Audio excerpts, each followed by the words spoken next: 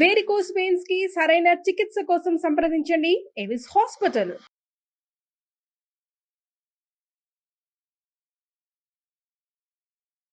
నమస్తే రమ్మగారు. నమస్తే జయ. అయితే కిందటి భాగంలో మనం పరమేశ్వరుడు ఒక శక్తిని ఇచ్చాడు కుర్రవాడికి. అయితే ఈ శక్తిని ఇచ్చాడని చెప్పే కానీ దానికి చిన్న అమెండ్మెంట్. ఆయన ఏం చెప్పాడంటే ఇతనికి అజేయుడికి, నేను ఆ విగ్రహాన్ని పడదోయలేను, నేను చేయకూడదు, నువ్వు ఒక పని చెయ్యొచ్చు, ఆమెకి ఇష్టమైన బలి సమర్పణ చెయ్యి. మహాకాళి బలికి లొంగుతుంది, ఒప్పుకుంటుంది. నువ్వు బలి సమర్పణ చేసి అప్పుడు నీ దగ్గర భైరవ ప్రసాదితమైన త్రిశూలం ఉంది కదా, శూలం ఉంది భైరవుడిది. ఆ శూలంతో ఆమె వక్షస్థలాన్ని కనుక కొట్టేవంటే, విగ్రహం తలకు వక్షస్థలాన్ని కొడితే నువ్వు ఈ ప్రచండుడి హృదయం, అతని ఆయుష్ పేటికని నువ్వు పట్టుకోగలుగుతావు. అంటే ఇప్పుడు అమ్మవారికి ఏమి ఇష్టం, ఏం సమర్పణ చేయమంటావు అని అడిగాడు అజయుడు. అప్పుడు ఇతను ఏం చెప్పాడంటే, దేవి విగ్రహం ఉన్న చోట దాని వెనకాలగా ఒక పాతాళ బిలం ఉంది. ఆ లోపలికి వెళ్ళిపోతే ఆ లోపల ఆ కింద నుంచి రకరకాల గదులు పైకి ఉంటాయి అనుసంధానం చేసి. అది నీటిలో జలరాక్షసుడు ఒకడు ఉన్నాడు. వాడి పచ్చని రక్తం వాడికి. జలరాక్షసుడు ఎన్నో చేతులు ఉంటాయి వాడికి. ఆ రాక్షస రక్తాన్ని గనక అమ్మవారికి సమర్పించావంటే ఆమె నిన్నేమందు, నువ్వు విగ్రహం పగలగొట్టచ్చు అని చెప్పాడు. వీళ్ళిద్దరూ ఇక్కడికి వచ్చారు. అమ్మవారి ప్రత్యక్షం అయింది అన్నా కదా, దానికి ముందు జరిగింది అనమాట. ఇతను ఏం చేశాడు, అమ్మవారి ఆ సన్నిధిలోకి ప్రవేశించి సూరసేనుడిని అక్కడే ఉంచి, నువ్వు నేను వచ్చేదాకా ఇక్కడ సిద్ధంగా ఉండమని ఆ జలరాక్షసుడి కోసం ఆ పాతాళ బిలం లోపలికి వెళ్ళాడు. పెద్ద చెరువు ఉంది అక్కడ. చెరువు నిండా ఏవో అల్లిబిల్లిగా అల్లుకుపోయిన ఆకులు అవి ఇవి ఇవన్నీ. రాక్షసుడు ఎక్కడా కనపడలేదు. చూడగా ఒక శిలలాగా, ఒక సుద్దలా కనపడుతోంది. దాని చుట్టూతో అన్ని ఆకులు అలమల ఉన్నాయి. ఇతను ఏం చేశాడంటే త్రిశూలపు కొసతోటి దాన్ని కదిపాడు. కదిపేసరికల్లా ఎగిరి పైకి వచ్చింది. అది దాని నిండా చేతులే, అన్ని చేతులు ఉన్నాయి దానికి. ఒక పెద్ద ముద్ద లాంటిది అనమాట. ఒక రకంగా ఆక్టోపస్లు అవి ఉంటాయి కదా, అలాంటిది. ఇక ఈ కుర్రవాడు దానికి అందకుండా అటు ఇటు పరుగులు పెడుతూ మధ్య మధ్యలో ఈ ఉన్న మెళ్ళో ఉన్న పూసల దండ ఒకటి ఉంది కదా, హారం, దాన్ని ముట్టుకుంటే అదృశ్యం అయిపోతుంది, కనపడకుండా ఉంటాడు కదా. ఆ రాక్షసుడిని కవ్విస్తూ పైదాకా తీసుకొచ్చేసాడు. తీసుకొచ్చాక సూరసేనుడు కూడా అక్కడే ఉన్నాడు కదా. సూరసేనుడు తన ఖడ్గం తీసి ఇతను ఇద్దరు కలిసి చేతులన్నీ కోసేశారు, చేతులు కొట్టేశారు. కొట్టేసి ఆ జలరాక్షసుని శూలంతో ముందుకు జరుపుతూ అమ్మవారి సన్నిధిలో ఉన్న పెద్ద మందిరంలోకి తీసుకొచ్చేసారు. ఆవిడ ఎట్లా నిలబడి ఉంది. ఏం చేశారు, వాడి చేతుల నుంచి నెత్తురు కారిపోతుందట. మందిరం అంతా రక్తం మడుగులు కడుతోంది. అక్కడికి వచ్చాక భైరవ శూలాన్ని వెనక్కి తిప్పి దాన్ని కొట్టేశాడు. కొట్టేసరికి అది రక్తం ఇట్లా చిందిందట.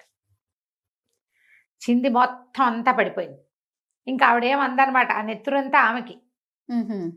అప్పుడు ఇతను ఏం చేశాడు, ఆ శూలాన్ని ఇట్లా బారు చేసేసరికల్లా అమ్మవారు ప్రత్యక్షమైంది. ఆగ్నాయన, నువ్వు దేనికోసం ఈ ప్రయత్నం అంతా చేసి పరమేశ్వరుడి దగ్గరికి వెళ్ళి వీడిని చంపి నన్ను నా దగ్గరికి తెచ్చావో ఆ ప్రయత్నం పోయింది.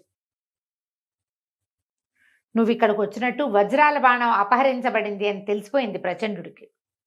తెలిసి వాడు వచ్చేసి నా వక్షస్థలంలో దాచిపెట్టిన వాడి ఆయుష్పేటికి తీసుకెళ్ళిపోయాడు.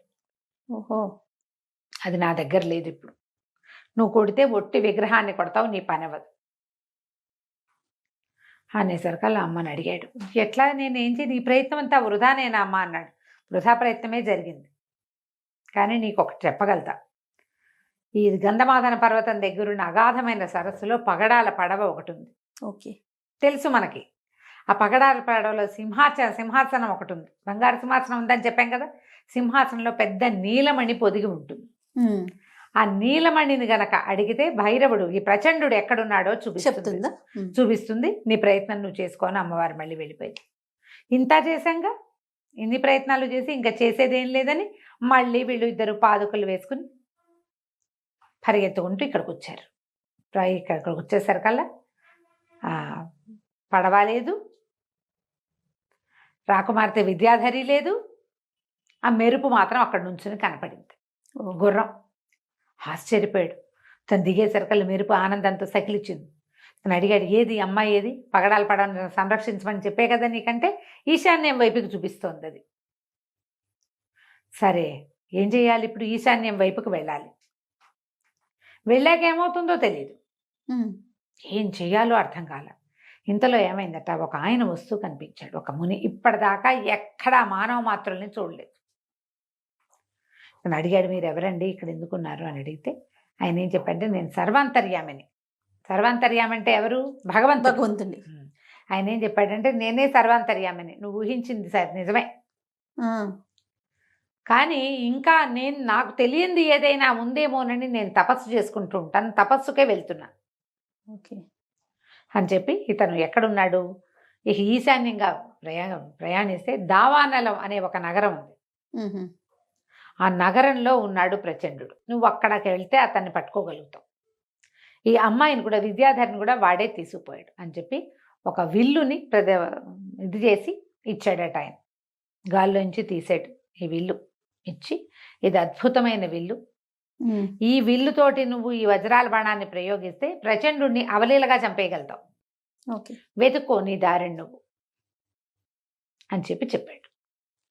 చెప్పేసరికల్లా ఈ దావానాల నగరంలో ఆ అమ్మాయి ఉంది. ఏం చేస్తాడు, మళ్ళీ వెళ్ళాల్సిందేగా. సరే వీళ్ళిద్దరూ మెరుపు మీద ఎక్కి పాదుకలు మెరుపు కాళ్ళకి తొడిగారట.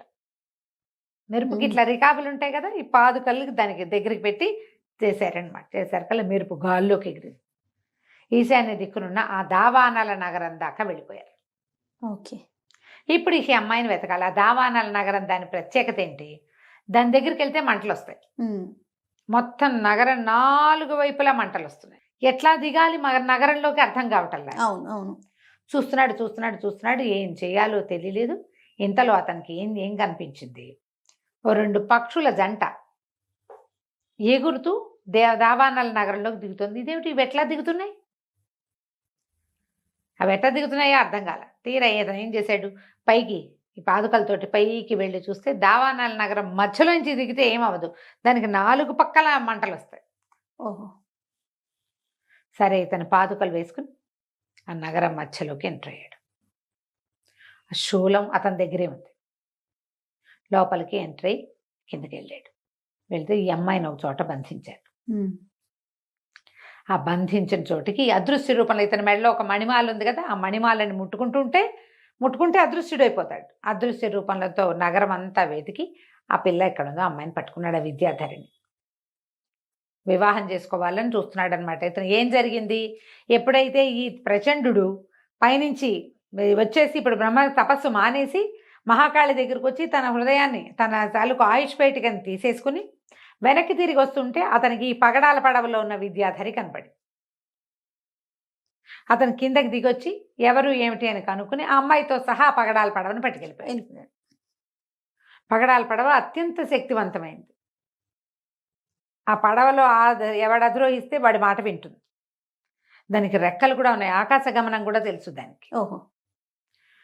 సరే ఇప్పుడు ఇంతకీ పడవ ఎక్కడుంది అని కనుక్కున్నాడు. పడవ ఒక చోట ఉంది చెప్పింది. ఆ పడవ దగ్గరికి వెళ్తేనే వీళ్ళకి ప్రచండు ఎక్కడ కూర్చున్నాడో తెలుస్తుంది. ఉమ్, సరే ఈ అమ్మాయిని కూడా అదృశ్య రూపంలో, అమ్మాయి అదృశ్యం అయిపోవటం వచ్చు కదా, తీసుకెళ్ళిపోయాడు. తీసుకెళ్ళి ఆ పడవ దగ్గర చూస్తే ఇతను ఇంకొక చోట తపస్సుకి కూర్చున్నాడు. సరే ఏం చేశాడు, సూరసేనుడిని అక్కడికి తీసుకొచ్చి ఈ పడవని విద్యాధరిని ఆయన అతనికి అప్పచెప్పి, నువ్వు వీళ్ళని రక్షించు, ఇక్కడే ఉండు, ఉమ్, ఈ భైరవ శూలను నీ దగ్గర ఉంచుకో, నాకు వజ్రాల బాణము ఆయన ఇచ్చిన రత్నాల విల్లు 2 సరిపోతాయి అతన్ని చంపడానికని. అతన్ని చంపడానికి వెళ్ళాడు. ఇక ఎంతమంది ఎదురుపడ్డారో, ఎంతమంది రాక్షసులనో చంపాడు దారిలో అతను. ఉహు, అయితే ఇక్కడ ఇంత కథ నడుస్తుండగా ఏమైందట, వీళ్ళ వజ్రాల దేవి వీళ్ళ సొంత రాజ్యం ఉంది కదా, ఉమ్. రాజ్యంలో రాకుమారుడు లేడు, వజ్రాల బాణం లేదు. ఈ ప్రచారం 2 జరిగిపోయింది. తెలుసుకుని ప్రచారం జరిగిపోయి 4 రాజ్యాల వాళ్ళు 3 రాజ్యాల వాళ్ళు వీళ్ళ మీద పడ్డారు. దండెత్తుకొచ్చారు. ఎత్తుకురావడానికి దాని మీదకి వెళ్ళిపోయారు, ఇంకా ఊరి మీదకి. ఆ, వీళ్ళు ఇంతకుముందు ఏం చేశారు, ఈ రాజకుమారుడితని అనిలాదేవి ఉంది కదా, ఇతని కూతురు 16 ఏళ్ళదే, ఆ ఆడపిల్ల ఉంది కదా, ఆ అమ్మాయికి ఒక పెళ్లి సంబంధం కుదుర్చుకున్నారు. వాళ్ళేమో కొంచెం దూరంగా ఉంటారు, చుట్టుపక్కల ఓ పక్కన ఉన్న రాజ్యాల వాళ్ళంతా వీళ్ళ మీద విరుచుకుపడ్డారు. రాకుమారుడు లేకపోయినా రాకుమార్తె చక్కగా ప్రచండంగా వేసుకుని ఆయుధాలు అవి ధరించి బ్రహ్మాండంగా యుద్ధం చేసిందట. మగపిల్లాడు లేని లోటు తీర్చింది. 2 రోజులు 3 రోజులు యుద్ధం జరిగాక రాజుగారికి దెబ్బలు తగిలినాయి. రాజుగారిని సంరక్షించడానికి తీసుకెళ్తే మర్నాడు రాకుమార్తెను అపహరించారు. రాజ్యాన్ని స్వాధీనం చేస్తారా, అమ్మాయిని చంపేయమన్నారా? వీళ్ళకి తెలియటల్లా ఏం చేయాలో. రాకుమారుడా లేడు, సూరసేనుడు లేడు. కొంత మటుకు చేయగలుగుతారు. సరే, ఈ లోపల ఏమైంది, అంచెటపాల మీద వాళ్ళకి ఉత్తరం రాశారు. పెళ్లి వాళ్ళకి విజయవర్మ అతని పేరు. కౌశాంబి నగరానికి చెందిన వినయవర్మ కుమారుడు విజయవర్మతో ఈ పిల్లకి పెళ్లి సంబంధం మాట్లాడుకుని పెట్టుకున్నారు. వాళ్ళు వస్తున్నారు సహాయానికి. ఇక్కడ జరుగుతోందనమాట ఇది. ఈ లోపల మన అజయుడు ఏం చేశాడో ప్రచండుడి దగ్గరికి వెళ్ళిపోయాడు. ఎన్ని రకాల మందినో పంపించాడు. దయ్యాలు, పిశాచాలు, భూతాలు, రాక్షసులు ఎవరు వచ్చినా ఈ వజ్రాల బాణం వేస్తే ఎవరైనా బూడిద కుప్పల్లాగా మారిపోవటమే. ఆ బాణం మళ్ళీ వచ్చేస్తుంది వెనక్కి.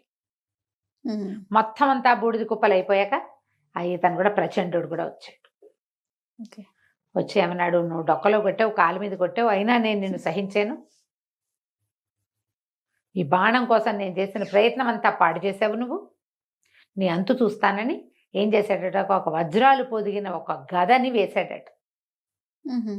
అది కూడా ఇట్లాగే భగవద్దత్తమైంది. అయితే ఏమైంది, ఆ గద వేసేసరికల్లా ఈ రాకుమారుడు ఏం చేశాడు, వజ్రాల బాణాన్ని వేశాడు. ఆ బాణాన్ని గద ఎదుర్కోలేకపోయింది. మళ్ళీ వెనక్కి తిరిగి ఎవడు వేశాడో వాడిని కొట్టేస్తుంటాడు. ఓహో, అది వెనక్కి తిరిగింది, వజ్రాల బాణము తగిలేసింది. రెండు తగిలి పడిపోయాడు ప్రచండుడు. ప్రచండుడు మరణించాక మొత్తం ఆ చుట్టూతా ఉన్నదంతా మంటలుగా ఉంది కదా, నగరం అంతా, దావానల నగరం మొత్తం ఉన్న మంటలన్నీ ఆరిపోయింది. ఓహో, ఎక్కడ మంట లేదు. రాక్షస గణాలన్నీ పిండి పిండి బూడిదే. సరే, ఇతను ఏం చేశాడు, మళ్ళీ అక్కడి నుంచి తన పాదుకలతోటి ఈ పైన పర్వతం పైన వాళ్ళని అట్టి పెట్టాడు. ఆ అమ్మాయిని, పడవని, సూరసేనుని అక్కడికి వెళ్ళి, సరే అక్కడికి వెళ్ళి దండం పెట్టుకున్నాడు. దండం పెట్టుకుని, ఓ పగడాల పడవ మమ్మల్ని మా ఇంటికి చేర్చు అని అడిగాడు. అడిగేసరికల్లా వెంటనే పగడాల పడవకు రెక్కలు వచ్చాయట. రెక్కలు వచ్చి వీళ్ళని ముగ్గురిని తీసుకుని బయలుదేరిందని. బయలుదేరి ఇవన్నీ దాటుకుని వీళ్ళు వెళ్ళేసరికల్లా ఏమైంది, రణరంగం అక్కడ గందరగోళంగా. రాకుమార్తెని అపహరించి కట్టేశారు ఒక చోట. విజయవర్మ, వినయవర్మ వాళ్ళు చేరారు ఇక్కడికి. యుద్ధం మొదలయ్యేసరికల్లా ఇతను రాకుమారుడు వస్తున్నాడు, ఏదో పడవ వస్తుంది, దూరం నుంచి చూస్తే ఏదో ఎర్రగా ఎగురుతూ వస్తుంది, ఏమిటో వస్తుంది అనుకున్నారు. తీరా చూస్తే అందులో నుంచి దిగిన రాకుమారుణ్ణి, సూరసేనుణ్ణి చూసి ఓహో కేరింతలు కొట్టారు సైన్యం అంతా. చాలా సంతోషించారు. అక్కడి నుంచి చిన్న యుద్ధంతో మొత్తం పరిసమాప్తి అయిపోయింది. ఒక బాణం వేసేసరికల్లా మొత్తం శత్రువులు 3 రాజ్యాల వాళ్ళు బూడిద కుప్పలైపోయారు. దాని బలం అది. అందుకనే ఎవరు వీళ్ళ జోలికి వచ్చేవాళ్ళు కాదు. మిత్రులు తప్ప మిగిలిన వాళ్ళందరూ బూడిదైపోయారు. మొత్తం అందరూ మళ్ళీ రాజ్యంలోకి ప్రవేశించారు. ఒక మంచి ముహూర్తం చూసి ఇతను చెప్పాడు అజయుడు, మీరు లేకుండానే నేను పాణిగ్రహణం చేశాను, ఇలాంటి ఒక పరిస్థితి వచ్చింది, ఏమైనా పెళ్లి చేసుకున్నాను నేనంటే సంతోషించి అటు పెళ్లి చేశారు. ఈ సరిగ్గా పెళ్లి టైంకి యోగీశ్వరుడు మొట్టమొదటి ఇతన్ని పంపించాడు కదా, ఆ యోగి ప్రత్యక్షమయ్యాడు. ఆయన వజ్రాల బాణాన్ని కళ్ళకద్దుకుని దేవతాపీఠంలో పెట్టి, రాజా, ప్రచండుడు ఎవరో కాదు, నా సహోదరుడు, మేమిద్దరం కలిసే పుట్టాం, కలిసి తపస్సు చేసి తపశ్శక్తులు సాధించాం. అతనికి దైవశక్తిని సాధించాలని, తనే దైవం అయిపోవాలని పుట్టింది ప్రచండుడికి. మా గురువుగారి దగ్గర విద్యాభ్యాసం అయిపోయాక నల్లకొండ దిబ్బ దగ్గరికి వెళ్ళి అక్కడ ఇలా క్షుద్ర శక్తుల్ని ఆరాధన మొదలుపెట్టాడు. అందుకే నీ దగ్గర నుంచి విష్ణువుని జయించడం కోసమే, విష్ణువు చేతి నుంచి నీకు లభించిన ఆయుధం అవటం వల్లే వజ్రాల బాణం కోసం వచ్చాడు. ఓకే, అది అతన్ని సంహరించడం తప్పిస్తే ఇంకా రెండో దారి లేదు. కాబట్టి నేను ఇలాంటి ప్రయత్నం చేయవలసి వచ్చింది.